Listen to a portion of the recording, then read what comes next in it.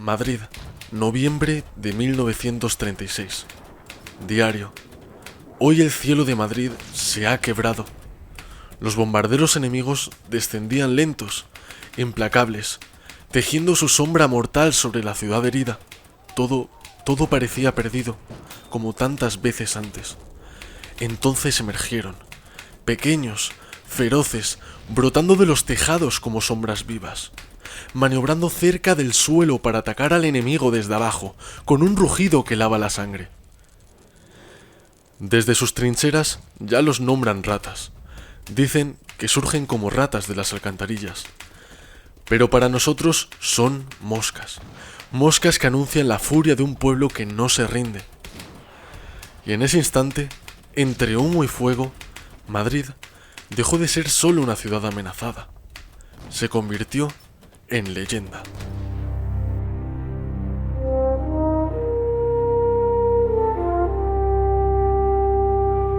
Bueno, yo soy Darío Pozo, soy el gerente de la Fundación Infante de Orleans, o sea, básicamente el que lleva las cuentas, pero también soy guía del museo, el speaker en los días de exhibición y bueno, atiendo en general a las visitas que se interesan por la parte histórica de todo lo que llevamos. Bueno, soy Javier Arjona, profesor en la Universidad Francisco de Vitoria. Imparto clases de Historia de Occidente, de Historia de las Civilizaciones, Historia de la Ciencia. De manera que soy historiador. La Guerra Civil Española es un conflicto terrible, fratricida, entre dos bandos españoles, ¿verdad?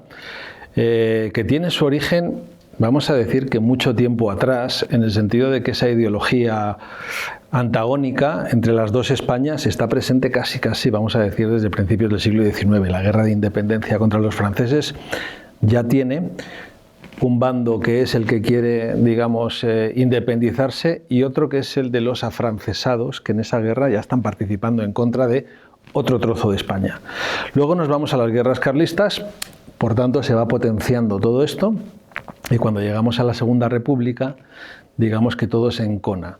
La Segunda República es una época bastante complicada, puesto que esas dos Españas llegan a su máximo punto de confrontación, ¿no? Bueno, esto tiene mucho sentido porque el bando sublevado, son los militares, van a tener apoyo de la Alemania nazi y de la Italia fascista. Más que nada porque hay cierta simbiosis, ¿no? en el pensamiento, aunque no es que aquella España fuera fascista en el sentido pleno de esta ideología, pero sí es verdad que está más cerca de esa idea, ¿no? que de la idea que tiene esa izquierda republicana, que es la del otro bando. Por tanto, nos encontramos que, por un lado, Alemania e Italia van a apoyar al bando sublevado y, por otro lado, la Unión Soviética fundamentalmente va a apoyar al bando republicano. Mira, en los primeros momentos de la guerra, los italianos habían aportado el Fiat CR-32 y los alemanes la Legión Cóndor traía el Heinkel 51. Ambos aviones son biplanos, es decir, con dos alas, aviones, digamos, de una generación anterior a lo que sería luego el Polikarpov I-16 y estaban operando desde el primer momento de la guerra. En esos primeros meses, hasta el mes de octubre, la ventaja del bando nacional era total, eran los amos del espacio aéreo español, pero la llegada de los I-16 va a cambiar ese equilibrio y lo va a poner del lado de la República durante bastantes meses, porque el I-16 era bastante superior en combate tanto al Heinkel 51 como al Fiat CR-32. Tenía una gran ventaja, sobre todo en velocidad. El bando sublevado recibe de Hitler créditos aproximadamente por valor de 700 millones de dólares. Esos créditos se van a traducir en apoyo militar, sobre todo mucho apoyo en armamento y por parte hablando un poco de aviación, mucho apoyo de casi 600 aviones que serán cazabombarderos, que serán aviones de combate que traerán, digamos, al bando sublevado. Por parte del bando republicano tenemos también financiación, esta no en forma de créditos, sino de una manera un poquito más tangible. Es el oro del Banco de España, el que se vende en aquel momento por valor de unos 530 millones de dólares, 2/3 del oro que había en los sótanos del Banco de España, ¿verdad? y con ese dinero se financia también la parte armamentística de la República. En paralelo, la Unión Soviética también va a crear las brigadas internacionales, que son voluntarios que vendrán a combatir en España del lado republicano. Pues mira, hasta ese momento Madrid estaba pues, prácticamente indefensa ante los bombardeos de la Legión Cóndor. La Legión Cóndor venía con aviones Junkers Ju-52, que eran trimotores, así pesadetes, con poca velocidad, poco por encima de los 200 km por hora, pero no había posición. La República en ese momento no tenía una fuerza de caza capaz de atacarlos en el aire y de evitar esos bombardeos. Entonces estos bombarderos venían todos los días sobre Madrid, lanzaban sus bombas pues impunemente, se volvían y no les pasaba absolutamente nada. Pero a partir de mitad de noviembre, concretamente el 16 de noviembre sería el primer día, ya entra en juego la primera escuadrilla de aviones I-16 en el lado de la República. Como decía, salían de Alcalá de Henares y en esos primeros meses van a ir pilotados exclusivamente por pilotos soviéticos, que están aquí con pasaportes falsos porque no se quería que se supiera que la Unión Soviética no solo estaba vendiendo armamento, sino que estaba mandando aquí personal para actuar teóricamente como asesores, y en realidad tenían incluso tropas combatiendo en el caso de los pilotos. Bueno, pues estos aviones, por las ventajas que tenían respecto a los aviones que tenían los alemanes, es que eran muchísimo más rápidos. Hablamos que el I-16 en esos momentos era ya capaz de superar los 400 km por hora. Esta diferencia de velocidad les permitía atacarlos desde debajo, y estos bombarderos estaban indefensos por debajo, no tenían defensas, luego las tuvieron que improvisar, y prácticamente deshacer esos bombarderos. Cuando esas primeras tripulaciones de bombarderos, al regresar de estas misiones tan accidentadas, les preguntaron qué les había pasado, qué había sucedido ese día para que vinieran con tantos daños y que no se hubiera podido ejecutar el bombardeo, pues lo que respondieron fue que les habían atacado unos aviones muy pequeños, muy rápidos y que salían como ratas de las alcantarillas, porque los venían venir desde abajo y ellos estaban indefensos, no tenían ametralladoras de abajo, no podían hacer nada, más que intentar huir de allí como fuera. Bueno, pues de ahí, de esas ratas que salen de las alcantarillas, en el bando nacional el avión se conoció así como rata. Cuando llegan los primeros aviones soviéticos mucho más ágiles, ¿no?, que van a también cambiar un poquito el sentido de la guerra, lo que hay que decir es que, en primer lugar, esos aviones llegan por barco. Algo que es muy curioso, llegan por barco, tienen que ser montados. Pues bueno, esos aviones venían embalados, venían en cajas, y en las cajas, lo único que se podía haber escrito en las cajas era el nombre de la ciudad donde se habían construido, que era Moscú, pero con caracteres cirílicos, que se leía algo así como Mokva. Y cuando el primer mecánico español vio un I-16 montado así tan gordito y al lado los restos de la caja y que allí ponía Mokva, pues dijo: Mosca, Mokva debe ser mosca en ruso, y se quedó con Mosca. Este es el primer avión de combate que incorpora un tren de aterrizaje retráctil. No tenía un sistema hidráulico como los aviones actuales, no era tan sencillo como darle una palanquita y que subiera o bajara el tren, sino que había una manivela que estaba en la parte derecha de la cabina, a la que hay que darle pues en torno a 40 vueltas para ir subiendo ese tren de aterrizaje, y además lo estás haciendo con la fuerza de tus bíceps, porque le estás ahí dando vueltas y eso va tirando, hay un juego de poleas que va tirando de unos cables que a su vez están enganchados a las ruedas y van tirando de ellas para arriba. El primer problema lo tienes en el despegue, porque la palanca de mandos se sujeta con la mano derecha. Normalmente en el vuelo en estos aviones la palanca de mando la llevas con la mano derecha y la izquierda la usas para manejar el mando de gases, para dar o quitar potencia. Entonces, justo después de despegar, tienes que soltar la mano izquierda de los gases, sujetarla a la palanca y la mano derecha llevártela a la manivela y empezar a darle vueltas. Normalmente, como vas dándole vueltas todo lo deprisa posible, al final sin querer empiezas a mover la mano izquierda también y el avión se empieza a mover para todos los lados. O sea, era una labor peligrosa, normalmente cogían cierta altura antes de hacerlo. Pero bueno, salvo esto que es anecdótico, luego en combate el tren no te estorba para nada, el hecho de que sea el retráctil. O sea, el tenerlo metido dentro lo que hace es que el avión sea más rápido. Es una ventaja. Luego a la hora de volver, pues otra vez lo tienes que volver a bajar. Siempre es más fácil bajarlo que subirlo, no tienes que hacer tanta fuerza. La primera ventaja grande que tenían era de potencia. montaban motores de más de 600 caballos, en distintas versiones fueron llegando hasta los 750, y eran aviones por esa gran potencia que eran muy rápidos. El tener un motor tan potente les permitía que ese diseño se hubiera hecho monoplano, es decir, en lugar de tener un avión con 2 alas, como tenemos aquí, solo tiene una, lo que presenta menos resistencia al avance, le da todavía más velocidad, y además es el primer avión de combate con el tren de aterrizaje retráctil, es decir, que metías las ruedas dentro. El tener un solo plano y el tener las ruedas dentro del plano recogidas significa que es mucho más aerodinámico y le permite convertir en velocidad prácticamente toda la potencia del motor. Los aviones de combate de la época, la velocidad máxima de esos aviones rondaba los 300 km por hora. El I-16 se iba a los 400 km por hora. Esa diferencia de velocidad en esos momentos lo hacía prácticamente inalcanzable. Luego ya, dentro de los combates aéreos, pues si el piloto, en este caso soviético, más adelante los españoles, pues ya se le ocurría entrar en los combates que vemos en las películas, con muchos virajes persiguiéndose, pues perdía la ventaja de la velocidad. Cada vez que te metes en un viraje pierdes velocidad. Pero si manejaban esa potencia, no tenían rival. Inicialmente llevaban 2 ametralladoras, los I-16, en las alas, una ametralladora del calibre 7,62, que no es demasiado calibre, no era una munición muy pesada, y entonces para derribar otro avión necesitaban alcanzarle en algún punto importante, ¿no? En algún punto delicado, el motor sobre todo, quizás el encastre de las alas, porque si no, no se produce el derribo. Más adelante, en versiones posteriores, las últimas que llegan en la guerra, los primeros Moscas que llegan a España, los primeros I-16, son del tipo 5, cuando llegan los del tipo 10, que ya como una evolución del avión, además de esas ametralladoras en las alas, tiene otras 2 encima del capó.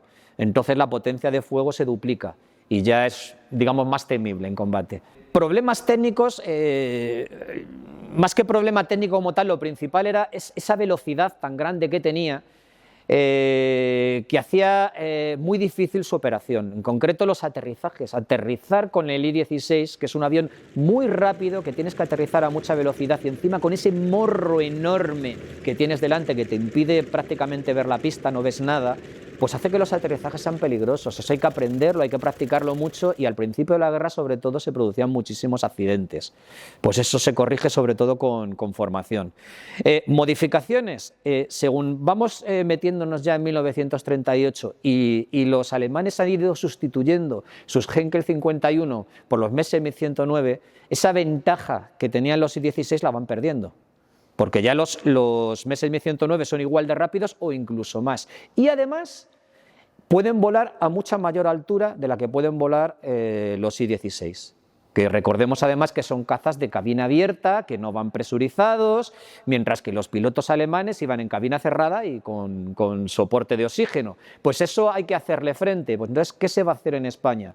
Bueno, pues se compra una partida de motores en Estados Unidos, de motores Wright Cyclone, se llamaba, es un motor más potente todavía que los Svechov que traían los I-16, se montan esos motores en los aviones y se les pone una instalación de oxígeno un tanto rudimentaria. Al final era una bombona de oxígeno de la que salía un tubo que se metían en la boca, o sea, tan sencillo como eso. Pero con eso consiguieron que el avión pudiera subir pues hasta los 8.000 metros de altura, más o menos a las mismas alturas a las que estaba el Messerschmitt 109, y poder enfrentárseles, digamos, todavía de tú a tú, al menos durante un tiempo. Esa fue la principal modificación, el incluir estos nuevos motores y el darles una instalación de oxígeno. Como anécdota, a la primera escuadrilla que llevó esta instalación de oxígeno, pues como iban con el tubo de la boca, los compañeros los apodaron la escuadrilla de chupete, porque iban chupando. Más adelante, cuando los alemanes incorporan el Messerschmitt Bf 109, las primeras versiones del 109 estarían como parejos con el Mosca, mientras que ya las últimas que entran en combate, las versiones D y E, ya son claramente superiores. Se puede decir que el I-16 era el avión de combate más avanzado del mundo en el momento que empieza la Guerra Civil Española, pero cuando termina ya se está empezando a quedar obsoleto. De los pilotos de la República, los 2 más exitosos, aunque hubo muchos más, serían Manuel Zarauza y José María Bravo. ¿Qué tal? ¿Te acuerdas? Sí, me acuerdo. ¿Para ti qué supone todo esto? Para mí es un éxito inconcebible de la Fundación haber logrado traer un Mosca a España. Porque es una cosa que, vamos,